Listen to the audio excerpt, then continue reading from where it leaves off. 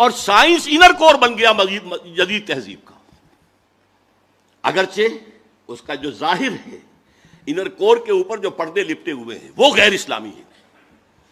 وہ کیسے وجود میں آئے اس کی بھی میں تاریخ آپ کو بتا دینا چاہتا ہوں۔ دیکھیے، یورپ میں یہودی انتہائی دبے ہوئے، پسے ہوئے، مستضعفین، قابل نفرت، شہروں سے باہر گھٹوس میں وہ رہتے تھے، انہیں اذیت پہنچاتے تھے عیسائی، اور صحیح بات تھی۔ عیسائی جسے اپنا خدا مانتے، خدا کا بیٹا مانتے، وہ کہتے وہ حرامزادہ تھا، باسٹرڈ، سن آف مین، ولد الزنا، جادوگر تھا، کافر تھا، مرتد تھا، واجب القتل تھا، اسی لیے ہم نے اسے سولی پر چڑھوایا۔ یہ دوسری بات ہے کہ اللہ نے کیا کیا اور کب انہیں اٹھایا۔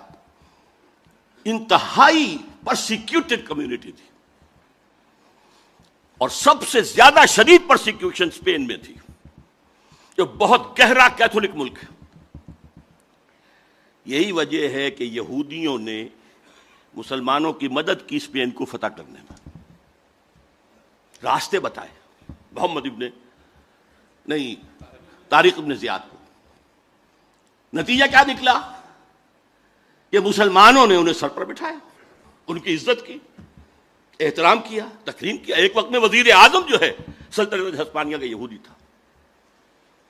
یہ یہودی جو ہیں انہوں نے وہاں بیٹھ کر یورپ کی پیٹھ میں چھڑے گھونپے، عیسائیوں سے بدلے لیے، اس لیے کہ جو لڑکے آتے تھے فرانس سے، جرمنی سے، اٹلی سے، یہ تینوں ملک قریب پڑتے ہیں، وہ پڑھنے کے لیے آتے تھے، کارڈووا کی یونیورسٹی، قرطبہ کی، گرناڈا، کرناٹا، ٹولیڈو، تلیتوا، یہاں سے پڑھ کر جاتے تھے، اور یہاں یہودی ان کے اندر کچھ اور زہر کے انجیکشن بھی لگاتے تھے، اسلام کی روشن خیالی پر اور اوپر روشن خیالی۔